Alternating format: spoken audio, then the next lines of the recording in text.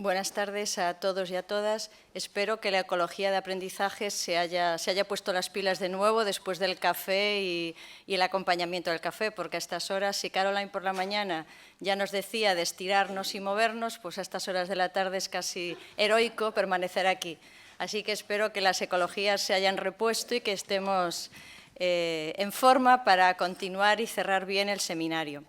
En primer lugar, y no solo por educación, que también, dar las gracias al Grupo EduLab por la invitación, primero por la invitación a formar parte del propio grupo que está desarrollando el proyecto, pero sobre todo por invitarnos a esta aventura que es el adentrarse en el mundo de las ecologías, que es adentrarse en nuestro propio mundo, en lo que cada uno tiene como ecología, y quiero destacar la presentación del profesor Norman esta mañana, cuando hace gala también de presentar su propia ecología como ejemplo de mirarse a uno mismo para después también analizar lo que hay alrededor y lo que otros profesores o estudiantes están viviendo y cómo desarrollar su ecología.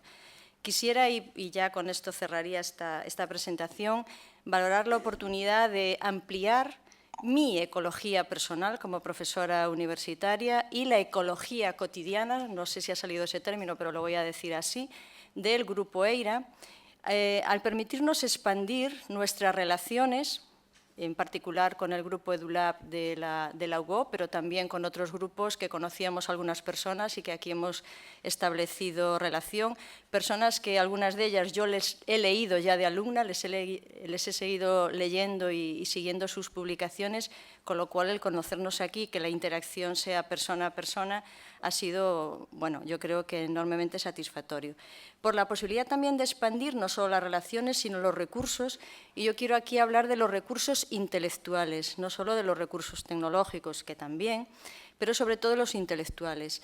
Y enlazando con otra de las cuestiones que se habló esta mañana, creo que Rose, creo que fue quien lo habló, la posibilidad de desafiar los filtros bajo los cuales venimos trabajando en una esquina del Estado español. Ahí es donde está la Universidad de La Coruña, estamos justo encima de Portugal, es la esquina noroeste e incluso por la orografía de la propia, ese es el contexto geográfico, pues hemos tenido dificultades para relacionarnos con el resto del Estado español, las comunicaciones son complicadas y gracias a las otras comunicaciones interplanetarias a través de Internet, pues la comunicación es más fácil. Por lo tanto, lo que quisiera presentar brevemente es cómo y por qué hemos llegado al concepto de ecologías, cómo y por qué nos ha entusiasmado la idea de revisar la trayectoria de investigación que tenía el Grupo EIRA en los temas de formación de profesorado. Nuestros primeros ámbitos de trabajo, podríamos hablar de estos dos ámbitos de trabajo, la idea de investigar cómo se aprende a enseñar, cómo uno se convierte en profesor, y esto desde dos líneas lo hemos abordado, identificar cómo se construye el conocimiento profesional docente, siguiendo los trabajos de Schulman particularmente, y también el estudio de las teorías de la socialización profesional, y cómo todo ello se va desarrollando a lo largo de la biografía de alguien que se va convirtiendo en profesor, que realiza los estudios de magisterio y que después empieza a dar clase. En simultáneo con los estudios sobre el aprendizaje de la enseñanza, podríamos hablar de otra gran línea, otra trayectoria de investigación que hemos rotulado como desarrollo profesional, donde incluimos análisis ya de carácter, vamos a decir, más sociológico sobre la profesión docente, sobre cuáles son las características que definen la profesión docente, en concreto en el Estado español, a raíz de las normativas, a raíz de la propia cultura profesional que se va generando, y ahí incluimos también análisis de los propios programas de formación inicial y permanente. Hemos realizado diversas publicaciones analizando cómo ha ido cambiando la formación inicial de los profesores de infantil, primaria y secundaria y también las modalidades, los sistemas de formación permanente, de formación en ejercicio que se desarrollaban en España. Cuando hablando con Albert y con Monse nos comentaron la idea de ecologías de aprendizaje, pues bueno, vamos a decir que se nos iluminó la idea de cómo combinar los estudios que ya llevábamos realizando y cómo aprovechar el concepto de ecología para dar mayor valor y para, a su vez, identificar mejor qué era lo que estaba pasando, cómo se combina la formación formal, la formación reglada, la formación institucionalizada, cómo se combinan las otras cuestiones que desde la teoría de la socialización estábamos percibiendo, cómo eso configura la cultura profesional docente. Bueno, nos pareció enormemente interesante y de cabeza nos metimos con ellos a pensar, a trabajar, a dar muchas vueltas. Es verdad que en distancia, porque físicamente no nos podíamos reunir, pero sí que nos pareció enormemente interesante. A partir de ahí reorientamos, completamos las líneas de trabajo que veníamos desarrollando y concretamente en este momento tenemos en marcha 4 investigaciones, donde intentamos, bajo el concepto de ecologías de aprendizaje, pero sin perder de vista lo que antes ya habíamos avanzado en los conceptos de learning to teach, socialización, como estaba comentando, el analizar cómo se forma, cómo aprende, cómo construye la ecología de aprendizaje un estudiante de magisterio, un estudiante que está aprendiendo, que está desarrollando la formación para ser docente, cómo tienen ya configuradas y cómo usan las ecologías de aprendizaje profesorado que ya está en ejercicio, en concreto profesorado de educación infantil, profesorado universitario y profesorado de primaria, identificando comunalidades a lo que es las ecologías en la era digital que todos compartimos, pero también las particularidades de estar en un determinado nivel educativo con sus reglas, con sus modos de proceder y demás. De estas 4 investigaciones, algunas de ellas están en un momento todavía muy inicial. De hecho, sobre la construcción de las ecologías del alumnado de magisterio está en la sala Francisco Santos, que está iniciando su tesis doctoral, y en concreto de la que ya podemos presentar algunos resultados y, sobre todo, muchas dudas, muchas preguntas, mucha discusión, que para eso también hemos venido aquí, es sobre el profesorado de primaria. Y este es el estudio que queríamos presentar aquí. Tampoco vamos a poder presentarlo en detalle, sino que, bueno, hemos tenido muchas dudas sobre qué presentar y qué no. Esperemos que la selección que hemos hecho sea lo suficientemente ilustrativa de lo que queremos reflejar y, sobre todo, bueno, de compartir con vosotros todas estas dudas o todos estos elementos a tener en cuenta para seguir mejorando. No voy a entrar en detalle, creo que lo voy a saltar, lo que sería la justificación teórica, lo que sería el marco conceptual de las ecologías, porque ya se ha abordado en todo lo que llevamos a lo largo del día, sí esa vinculación con lo que es el desarrollo profesional y las particularidades que tiene el aprendizaje a lo largo y a lo ancho de la vida para unos profesionales que tienen bueno, una labor muy importante en la sociedad, como es la de los maestros, ¿no? Los objetivos que pretendíamos era, concretamente, comprender y reflexionar, esa era la gran finalidad, comprender y reflexionar con los propios docentes de educación primaria cómo llevan a cabo su formación y su desarrollo profesional y, particularmente, qué mecanismos utilizan para ello, de manera que podamos ir desvelando cómo se configura su ecología de aprendizaje. Esta finalidad se concretaba en 3 objetivos, que era identificar y describir los distintos componentes de la ecología, analizar cómo la van construyendo y cómo la utilizan, como eso es también, la ecología es un ser, pero también un feedback, o sea, es algo que está, pero que a su vez es feedback para seguir avanzando.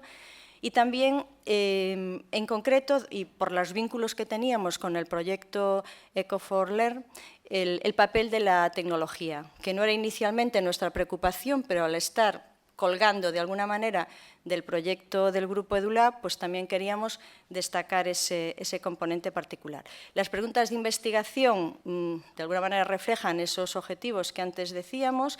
Era, por una parte, la foto fija a día de hoy, pero con una mirada en el ayer. De hecho, vamos a ver cómo intentamos recuperar esa biografía que han seguido estos docentes y cómo eso le ha impactado y de alguna manera le influyen en dónde están ahora, como decía también el profesor Norman esta mañana, y también la foto de futuro, perdón, no la foto de futuro, sino también las expectativas a futuro, es decir, en función de dónde estamos y en función de cómo manejamos las posibilidades que tenemos, cómo nos movemos en el entorno en el que estamos, hacia dónde podemos caminar y cómo podemos apropiarnos de las decisiones a tomar para caminar en el sentido que nosotros queremos y llegar a buen puerto, ¿no?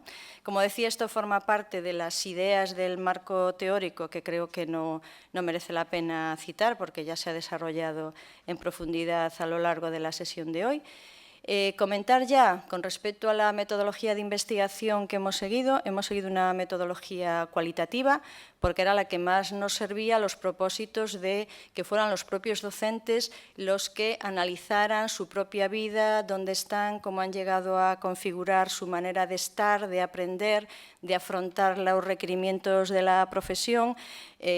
La metodología cualitativa es la que nos parecía más adecuada para poder penetrar en la complejidad del fenómeno que estamos estudiando y es cómo aprende un profesor y cómo se maneja en un entorno tan abierto y con tantas posibilidades como el que estamos hoy en día. Concretamente lo que hemos realizado es estudios de caso con 6 profesores y la metodología cualitativa, más allá de lo que pueden decir autores bueno, como Jin, como Stey, como Flick, hemos también aprovechado los estudios particularmente sobre la biografía, sobre las historias de vida, porque lo vamos a comentar seguidamente. Lo primero que hicimos con estos 6 profesores fue que nos contaran, tuvimos una de las entrevistas, porque bueno, también lo voy a comentar seguidamente, que concretamente el instrumento de investigación que utilizamos fue la entrevista, y intentamos que nos relataran su vida. Por eso, y vuelvo a repetir, la primera intervención de esta mañana nos ha parecido enormemente ilustrativo el que el profesor Norman pusiera en evidencia su biografía y cuáles habían sido esos hitos, esos pasos, esos momentos importantes. Nosotros hemos intentado también hacerlo con estos 6 profesores y también para ello nos hemos documentado, hemos intentado buscar toda la literatura de investigación que nos apoyaba esta manera de proceder. Las fases del trabajo, bueno, una fase preparatoria de carácter reflexivo y de búsqueda bibliográfica y también de diseño de la propia investigación, la selección de los 6 casos, que en nuestra investigación no era tanto personas ejemplares en el uso de la tecnología, sino personas comprometidas, docentes que tampoco eran, no podemos etiquetarlos como los mejores docentes de Coruña, no, sino que eran a través de contactos con los equipos directivos de los centros, algunos de ellos están vinculados con nosotros en la universidad, de hecho una de las personas estaba cursando un máster con nosotros, a personas que sabíamos que eran, vamos a decirlo, inquietas, personas que estaban activas, que se preocupaban por aprender, por estar al día. Ese era un poco el criterio fundamental que hemos utilizado. Como decía, bueno, el instrumento que hemos utilizado fue la entrevista.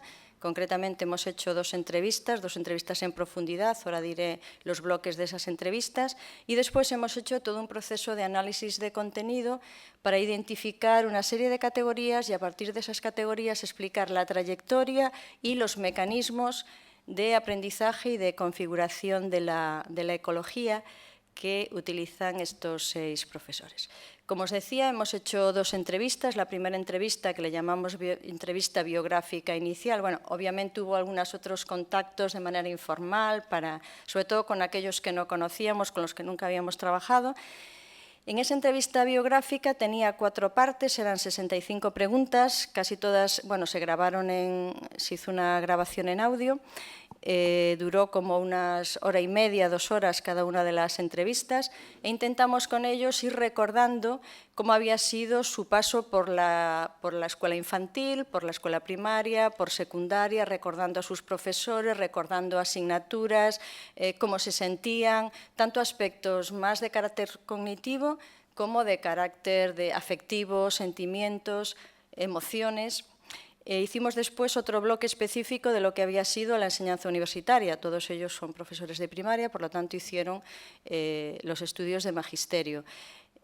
A continuación, hicimos también un bloque de preguntas para que ya estábamos como más acostumbrados a reflexionar, entonces que ellos mismos identificaran variables que pudieron influirle, tanto en su decisión de ser docentes como a la hora de tomar decisiones, porque un profesional es una persona que toma decisiones fundamentadas, entonces que ellos fueran identificando influencias, elementos que creen que que toman como referencia a la hora de ir ejercitando su trabajo, incluso sus estudios, ¿no? ¿Por qué decidieron estudiar magisterio?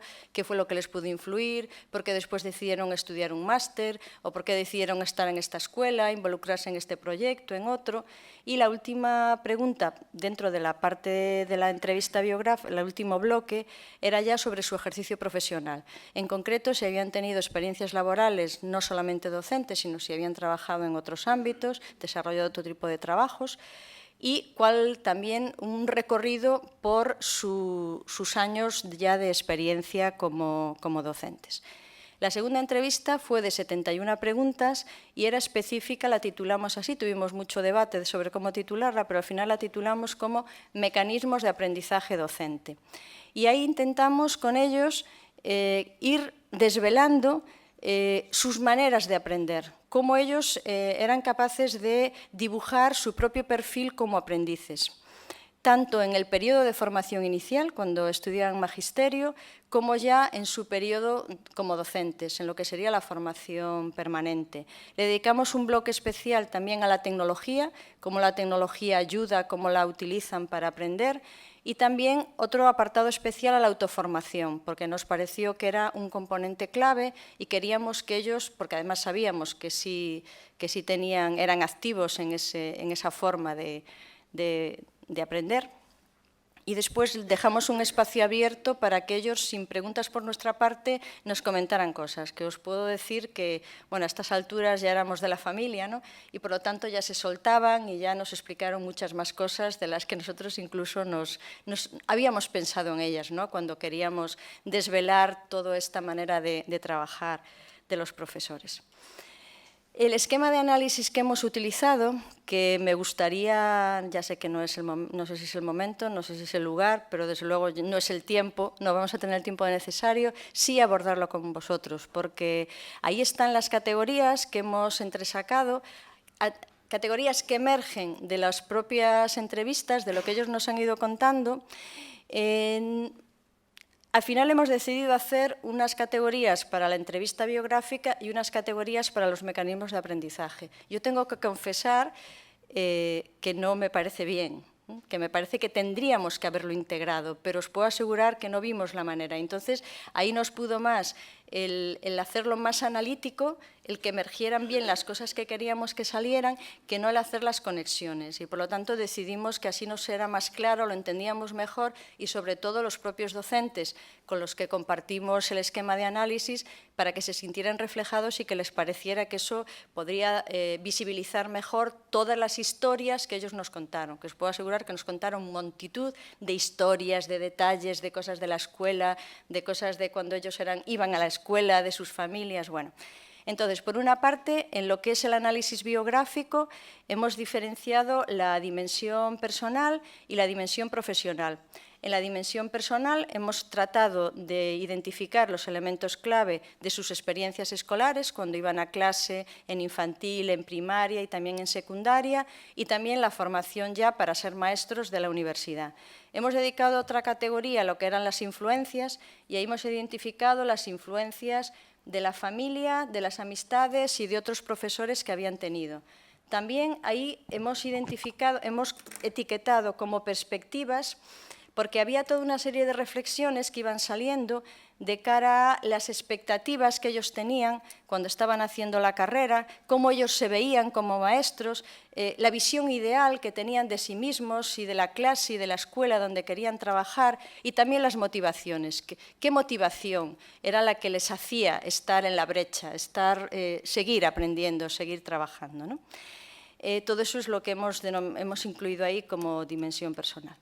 En la dimensión profesional hemos analizado las experiencias laborales no docentes y ya sobre todo uno de los elementos que dio muchísimo juego, que fue enormemente satisfactorio para nosotros como investigadores, es cuando nos relataban su primer día de clase. cómo afrontaron su primer día de clase, qué les pasó por la cabeza, qué miedos tenían, cómo la noche anterior no durmieron, cómo se estuvieron estudiando. Bueno, pues en un caso es que de repente me di cuenta que no me sabía las capitales de Europa y al día siguiente en clase tenía que explicarlo y claro, bueno, detalles así interesantes. Y por otra parte, lo más vinculado a las ecologías, a la foto fija, digamos, de la ecología, en ese momento serían sus mecanismos de aprendizaje.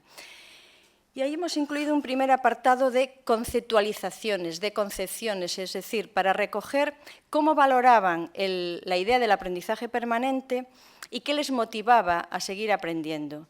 Por otra parte, hemos identificado los recursos de aprendizaje y ahí incluimos tanto los de carácter personal, y en ese apartado de recursos de aprendizaje de carácter personal es donde analizamos las interacciones, los aprendizajes en grupo, a través de la relación entre las personas, y los recursos de aprendizaje de carácter tecnológico. El otro bloque es el que hemos titulado Acciones de aprendizaje y analizamos las valoraciones y los elementos que ellos comentaban de la formación institucionalizada, la formación oficial que el Gobierno pone a disposición de los profesores para su mejora y para que vayan actualizándose, también las experiencias de carácter informal y no formal que desarrollaban y el bloque de autoformación que, como hemos dicho antes, le habíamos dedicado un lugar especial. Con este esquema analizamos, troceamos, etiquetamos las entrevistas de los 6 profesores y este es digamos, el primer troceo, la primera distribución de contenido que hemos hecho y después hemos hecho un análisis a posteriori transversal de los 6 profesores. Para cada profesor, bueno, los criterios de rigor, estos son los 6 profesores, Ana, que es una profesora de música de primaria, Belén, que es una profesora de inglés de primaria, Eduardo, que es profesor de educación física, Rebeca, que es una profesora generalista, y Yelina también. Para cada profesor hemos hecho un esquema donde hemos recogido, este es como el relato de todo lo que hemos ido troceando para cada profesor.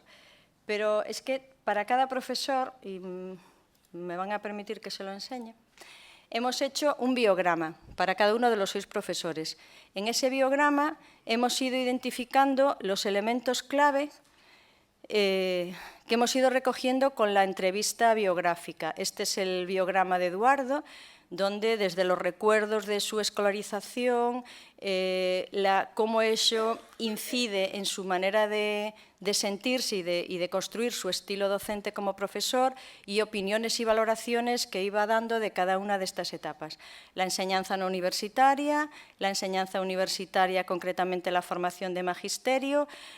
Con todo ello identificábamos con claridad, porque era bastante obvio, las influencias y el ejercicio, cómo ello influía en el desarrollo profesional.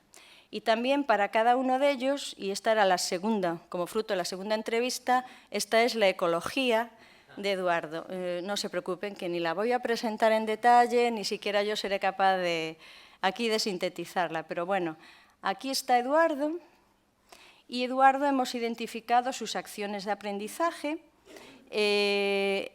Los colores son o bien etiquetas nuestras y lo que está en los cuadrados negros es la síntesis de lo que él nos ha contado, sus recursos de aprendizaje y cómo él aborda su aprendizaje permanente, qué tipo de valoraciones y qué tipo de componentes tiene su aprendizaje. Vale. Bien, pues les decía que hemos hecho el estudio de cada uno de los 6 casos. Vale. Y con todo ello hemos hecho el análisis comparativo transversal de los 6 casos.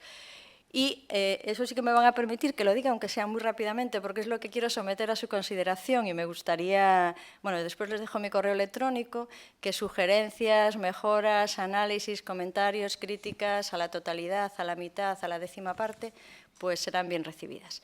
Bien. Lo que intentamos es identificar le hemos llamado así, la mentalidad ecológica como fruto del aprendizaje docente. ¿Qué queremos decir con esto? Que el aprendizaje docente lo que hace es, si el aprendizaje docente está bien orientado y se va enriqueciendo, eso a su vez va enriqueciendo la ecología y su propia mentalidad ecológica. Nos referimos a la autorregulación del que aprende, quiere aprender y sabe cómo aprender. Hemos identificado que hay unas concepciones del pasado que influyen y casi determinan las concepciones del presente. Es decir, la importancia de la biografía, la importancia de esos hitos que Norman lo explicaba en su propia biografía, pero que nosotros lo hemos visto con estos maestros, el desvelar cómo ha llegado a ser y a estar en la actualidad tiene mucho que ver con las cosas, con las experiencias previas que le ha pasado antes.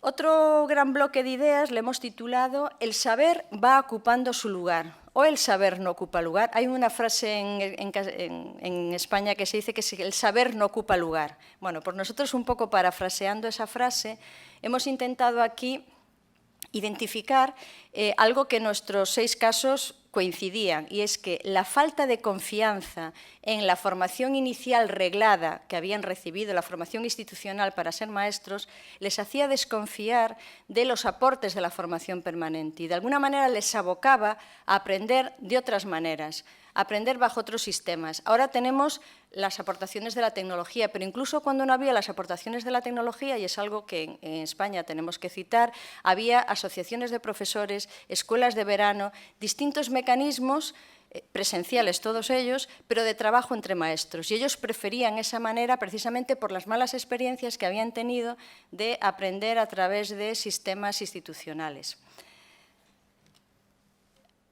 Tercer bloque de ideas. Una espina de experiencia vale más que un bosque de advertencia.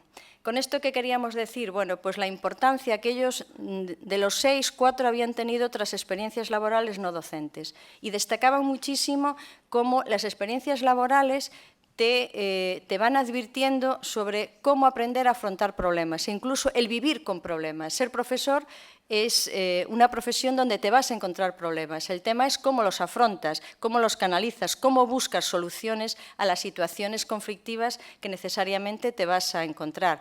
Cómo sobrevivir, cómo convivir con los miedos, con las incertidumbres del mundo profesional docente que sabemos que forma parte de su manera de trabajar. Y, por lo tanto, cómo aprovechar la experiencia como fuente de aprendizaje. Cuarta idea, las grandes relaciones y entornos engendran grandes incertidumbres. Ellos decían, valoraban muy positivamente las relaciones y los entornos con los que entran en contacto. Y ahí identificaban 3 grandes grupos. Las relaciones con gente conocida, con la gente con la que ya tenían relación, con lo cual no había que explicar determinadas cosas, con lo cual todo era más fluido, más sencillo. Gente de nuevo desarrollo, nos interesó mucho y mantuvimos, entre comillas, este nombre que ha dado uno de los casos. Gente de nuevo desarrollo es gente con la que te encuentras en la red, con la que te encuentras en espacios de la que no tienes idea, de la que conoces su trayectoria, pero que estás abierto incluso al impacto que te pueda suscitar y cómo finalmente acabas incluso compartiendo cosas que con los que ya conoces hay ya como unos, quizás ahí voy a utilizar la palabra filtros, que te hacen menos perceptible, menos permeable a lo que te puede apartar. Y por otra parte están las relaciones con los objetos, los artefactos, las herramientas que también entran en juego a la hora de aprender. Esta mañana se hablaba de las islas, ¿no? Bueno, pues nosotros curiosamente también hemos rotulado un crucero a las islas sin fronteras y ahí es donde hemos incluido todas las ideas que tienen que ver con la importancia de la tecnología para enseñar y para aprender. Todos ellos, en Galicia hay un programa ahora dentro del modelo 1 a 1, ordenador 1 a 1, todos estaban en el programa Valar y por lo tanto lo que suponía de desafío para ellos el enseñar con tecnología a sus alumnos y aprender ellos con tecnología, ¿no? Y cómo ese doble juego de la tecnología en el medio, es que la tecnología siempre está en el medio, entonces, ¿cómo la aprovechamos, ¿no? Y ahí ellos también identificaban 3 elementos clave. Por una parte, las propias condiciones del centro escolar en el que estaban. Cómo estaba allí la tecnología, cómo la cultura que había en ese centro de utilizar o no la tecnología. Por otra parte, estaban sus propias limitaciones y posibilidades, es decir, su PLE, cómo su PLE les permitía o les limitaba el aprovechar la tecnología, y del grupo en el que ellos estaban. me está mirando mal porque el tiempo me parece que ya va pasado de rosca. Y por último, esta también me parece interesante a comentar. Hay más conocimiento que vida, pero ¿cómo manejarlo?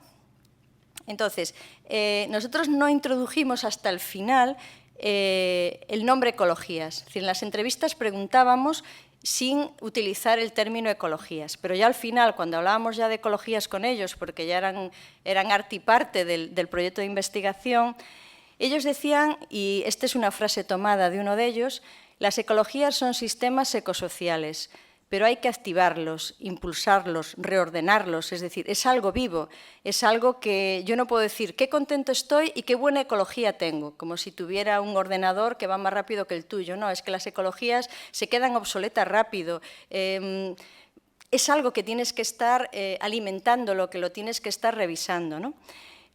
Hablaban de la importancia de la autorregulación y aquí identificaban 3 fases que llamaban premeditación, acción y revisión. Es decir, ese como un conjunto, como un circuito que hay que seguir para que esa ecología esté viva, esté actualizada, sea potencialmente rica y se mantenga así, ¿no?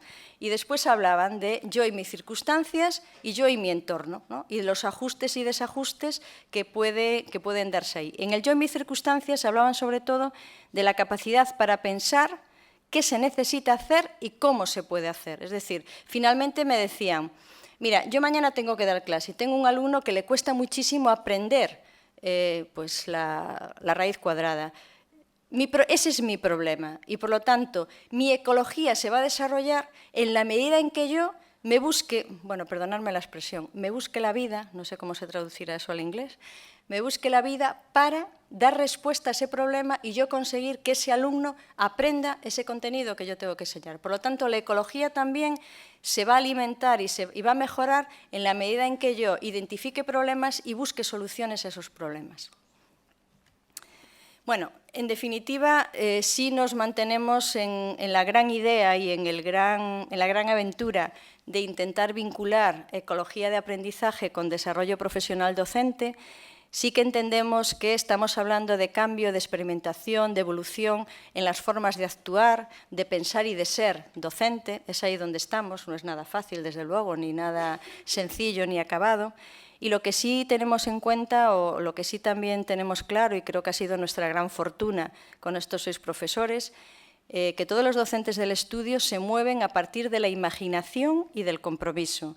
Manejan las acciones y las actividades para ser planteadas para un mejor o peor trabajo. Toman elecciones sobre qué hacer o no hacer, observan los efectos, las experiencias y modifican las acciones en función de la respuesta que puedan obtener, pero todo ello con una clara finalidad, con un propósito claro, y es su mejora profesional. Eso es lo que realmente les mantiene vivos y lo que les mantiene activos y no sucumben con problemas de normativas, problemas varios que pueden encontrar a todos los niveles. Las perspectivas de futuro, bueno, pues es continuar investigando, trabajar estas mismas ideas con docentes de otros niveles. En la cuestión metodológica también nos interesa perfilarla. Nos parecería interesante también desarrollar sesiones de observación en aula y de trabajo más colaborativo con ellos para que su ecología y nuestra ecología como investigadores se pudiera enriquecer. Y creo que nada más. Atenta a todas sus consideraciones y a todos sus comentarios. Muchas gracias. Bueno.